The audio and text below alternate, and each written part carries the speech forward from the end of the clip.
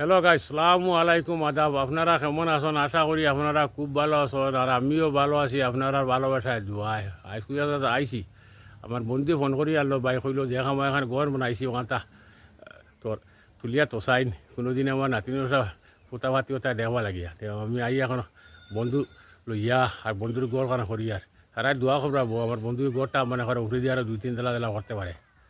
কারণ ওটা প্লেন্সর মানুষ পার হয়ে দেখুন কি পর্যন্ত বিল্ডিং বানানো দিয়েছে।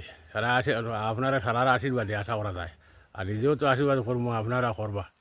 দেখুক আর জায়গাটা খুব সুন্দর, খুব এক সেন্টারও জায়গাত আমার বন্ধু ঘর বানাইছে। দেখো না কত মজার জায়গা, কত সুন্দর লাগে দেখতে। ও যে খালা চাটালা আছে ওটা বন্ধু, ও ঘরের ঘরের মালিক, ও ঘরের মালিক। দেখুক সুন্দর লাগে দেখতে জায়গাটা। আমি ঘুরে ঘুরে এই জায়গাখান দেখাই।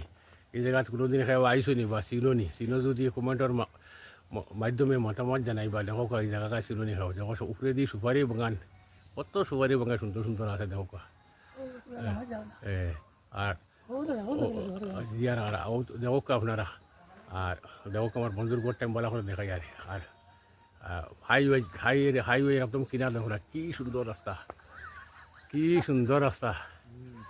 আরও গড় করে দেখা দেখো এর উপরে দিয়ে খালি সুপারি বাগান, ভাই কোটি টাকার বাগান উঠাইতে পারে। তুইছো না আমরা প্লেন্সের মানুষ কিতা করি আর কিচ্ছু করি আর না। কিন্তু অন্তা গিয়া ভিডিও থেকে মানাবার উদ্দেশ্য হইল কিছু মানে করো, দেখো দেখিয়া বুঝো বা জানো কর্ম করলে কিতা হয়, কর্ম করলে কি যে মানে ফায়দা পাওয়া যায়। দেখো না বিচারায় কর্ম করছে, বড় বড় বাগান বানাইছে, বানাইয়া এখন সুপারি বেচিব, লক্ষ লক্ষ টাকা ইনকাম করে করিয়া। দেখো না উপরলাই মায়া করছেন তারে কি পর্যন্ত বড় বিল্ডিং করছে।